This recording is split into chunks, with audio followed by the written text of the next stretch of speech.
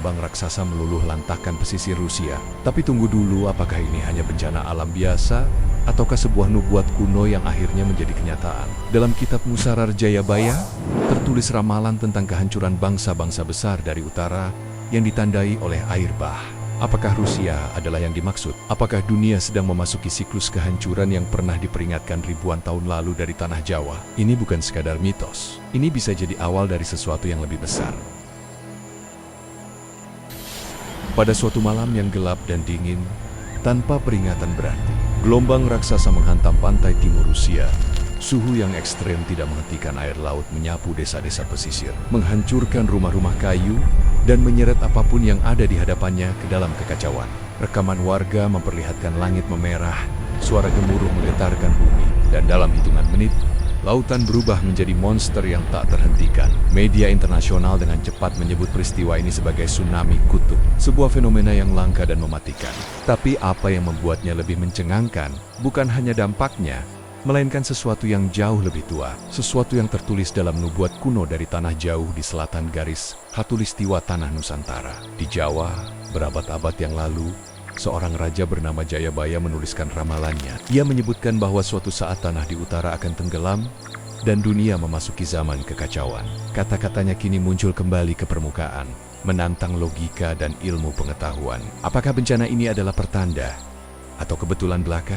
Ramalan Jayabaya selalu dibungkus dalam metafora, nyaris seperti puisi. Namun jika kita jeli, terdapat banyak kesesuaian mencolok antara kata-katanya dan fenomena yang sedang kita saksikan saat ini. Dalam salah satu baitnya, disebutkan bahwa api keluar dari air, dan tanah retak membawa banjir ke arah timur. Ini bukan sekadar imajinasi. Letusan bawah laut yang mendahului tsunami Rusia kemarin dilaporkan oleh Badan Geologi Dunia sebagai salah satu aktivitas tektonik terbesar dalam satu dekade terakhir. Tekanan dari dasar laut memicu pergeseran lempeng dan menimbulkan gelombang destruktif yang bergerak dengan kecepatan mengerikan.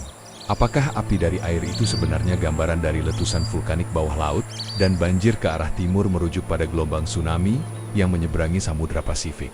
Satu hal yang pasti, ramalan Jayabaya tidak bisa lagi diabaikan hanya sebagai dongeng masa silam. Ia seolah berbicara kepada zaman kita, dengan bahasa simbolik yang kini mulai masuk akal berkat sains modern. Ini bukan pertama kalinya ramalan leluhur Nusantara bersinggungan dengan kenyataan. Apa yang membuat kisah ini semakin menggelitik adalah bahwa dalam teks-teks kuno lainnya, Jayabaya juga memperingatkan tentang bangsa berkulit putih dari utara yang akan memicu bencana besar. Dalam tafsir masa lalu, kalimat ini sering dihubungkan dengan kolonialisme. Namun sekarang, tafsir itu berkembang. Banyak yang percaya bahwa bangsa dari utara itu bukan lagi soal penjajahan fisik, melainkan kekuatan geopolitik yang menekan poros bumi dari krisis iklim, eksperimen nuklir di kutub, hingga eksplorasi energi ekstrem. Rusia, sebagai salah satu negara dengan ambisi besar dalam eksplorasi kutub, sedang menjalankan berbagai proyek pemanasan tanah beku permafrost yang bisa mengganggu keseimbangan geologis dunia. Ramalan Jayabaya, jika dibaca ulang hari ini, terdengar seperti peringatan akan dampak ulah manusia terhadap keseimbangan alam. Tsunami di Rusia bisa jadi bukan hanya bencana, melainkan efek domino dari tindakan besar yang tak terlihat di permukaan. Di dunia spiritual Jawa, ramalan bukanlah sesuatu yang mutlak, tetapi petunjuk. Ia hadir bukan untuk menakut-nakuti, tetapi agar manusia kembali pada harmoni. Ketika gelombang setinggi puluhan meter menghantam Rusia, ketika teknologi tercanggih tak bisa mencegahnya, dan ketika dunia hanya bisa menyaksikan dari layar kaca, kita dipaksa untuk bertanya, seberapa banyak lagi ramalan yang harus jadi kenyataan?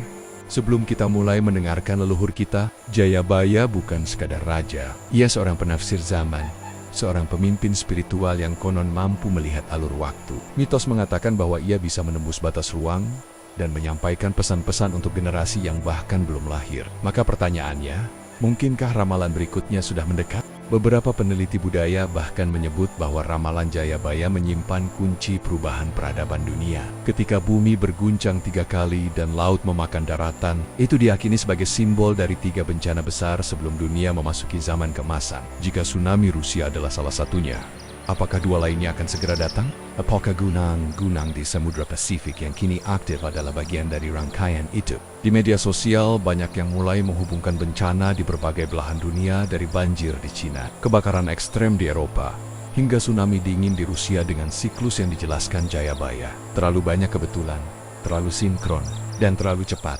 Dunia terasa seolah sedang bergerak ke arah yang sudah ditulis sejak lama.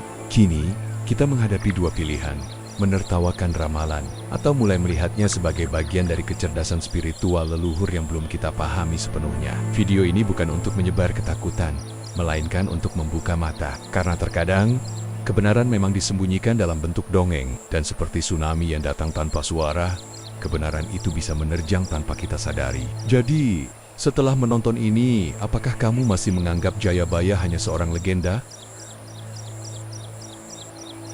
Namun jika kita kembali membuka naskah-naskah kuno Nusantara, terutama ramalan Prabu Jayabaya dari Kerajaan Kediri, kita dihadapkan pada puisi yang sejak lama dianggap penuh teka-teki. Salah satu baitnya berbunyi, pulau-pulau akan hilang, air akan naik ke daratan, dan bangsa asing akan tertelan oleh ombak yang murka. Selama berabad-abad, bait ini dipahami sebagai kiasan atau mitos. Namun, apakah mungkin kejadian tsunami besar yang terjadi jauh di utara di Rusia adalah bagian dari ramalan ini? Terlalu jauh? Mungkin. Tapi mari kita lihat pola geopolitik dan alam yang sedang terjadi. Rusia, negeri beriklim ekstrim dan penuh rahasia, bukanlah negara yang biasa kita kaitkan dengan tsunami. Namun gempa bumi bawah laut di semenanjung Kamchatka baru-baru ini menimbulkan gelombang pasang tak biasa, menghancurkan desa pesisir dan menewaskan puluhan orang. Kejadian ini terjadi hampir bersamaan dengan rentetan bencana alam lain, kebakaran hutan ekstrem di Siberia, badai magnetik, hingga ketegangan geopolitik yang kian memanas. Kombinasi yang mengingatkan kita pada narasi kehancuran yang sering disebut dalam teks apokaliptik. Jika kita melihat dari sudut pandang Jayabaya, bencana bukan hanya peristiwa fisik, melainkan tanda pergantian zaman.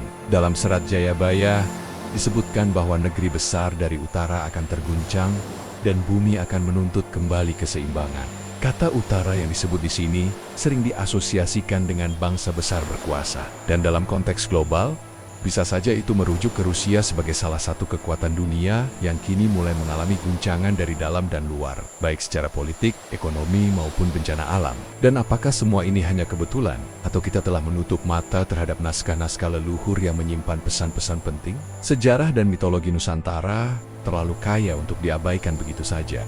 Jayabaya bukan sekadar peramal, tetapi juga simbol dari kebijaksanaan lokal yang mengamati dunia dengan mata batin. Ia bukan hanya meramal tentang Jawa, tetapi tentang tatanan dunia yang kelak berubah. Maka pertanyaannya kini, apakah tsunami di Rusia hanyalah awal dari serangkaian gejolak besar yang akan melanda bumi? Apakah ini hanya mitos yang terlalu cocok dengan kenyataan? Atau kita memang sedang hidup di zaman yang diramalkan oleh para leluhur? Satu hal yang pasti, alam sedang berbicara. Dan seperti pesan Jayabaya, mereka yang tak mau mendengar akan hanyut dalam gelombang perubahan. Jadi, apa pendapatmu? Apakah ini bukti ramalan Jayabaya benar-benar terbukti? Tulis di kolom komentar.